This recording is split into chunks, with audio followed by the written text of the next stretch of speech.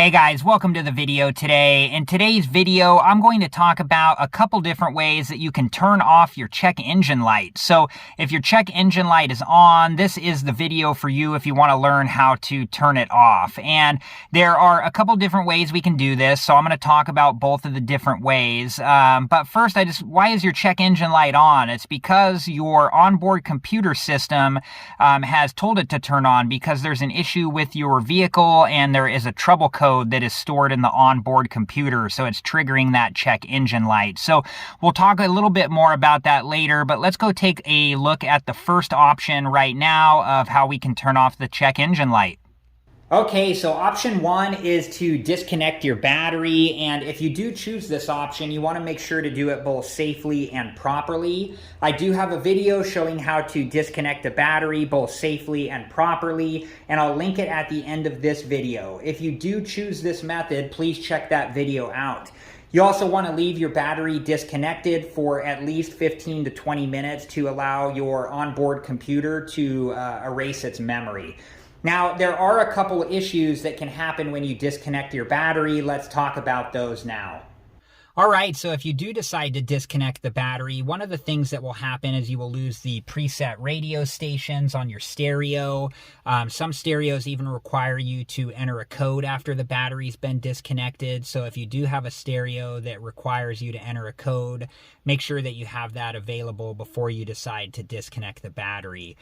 You may also have issues with your alarm or the alarm system locking you out of your vehicle, so make sure that you're aware of how to resolve those situations if you decide to disconnect the battery. And then also, once you disconnect the battery and reconnect it, your car will run rough for a while you're driving, and that's because the onboard computer has forgotten things like the ideal fuel air mixture for your vehicle, and it does have to relearn that. So just make sure that you're aware of all the potential problems with disconnecting your battery, and you're aware of how to solve the potential problems before you do decide to go that route. Okay, let's go ahead and look at the next option.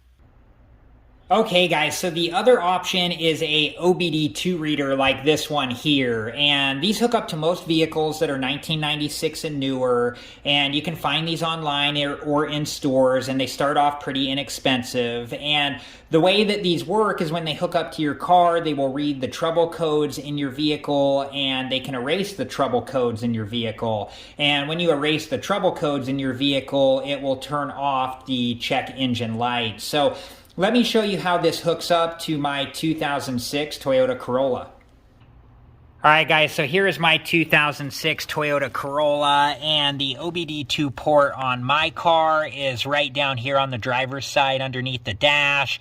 And if you look at the OBD2 port, it's longer on the top and shorter on the bottom with angled sides. So just make sure that you do hook up your OBD2 reader the correct way. So let me hook up the one that I have here, and I will show you how you turn off the check engine light. All right, guys, so once you have the OBD2 code reader hooked up, you just need to make sure that your vehicle is to the on position. You don't need to start it up, but you do need it to the on position so your vehicle can communicate with the OBD2 reader. And they're all going to have different menus, but you're looking to go into the diagnostic menu, or the, they may call it something like the OBD2 menu. And what this is doing is this is communicating with the vehicle right now. And then once we get into the menu here, you can see that there is an option right there to erase trouble code. And when you erase the trouble code from your vehicle, that will turn off the check engine light. Okay, so the better way to turn off the check engine light is to figure out why it's on. So if you go into the read trouble code, it will tell you we're going to go into read current code. It will tell you the reason or reasons that your check engine light is on. You may have one code or you may have multiple. In this case, it's one code. And then from here, you could go to the internet and you could do some research to figure out why your vehicle might be getting this trouble code. And for each trouble code, there may be a handful of different things of why that trouble code is getting triggered.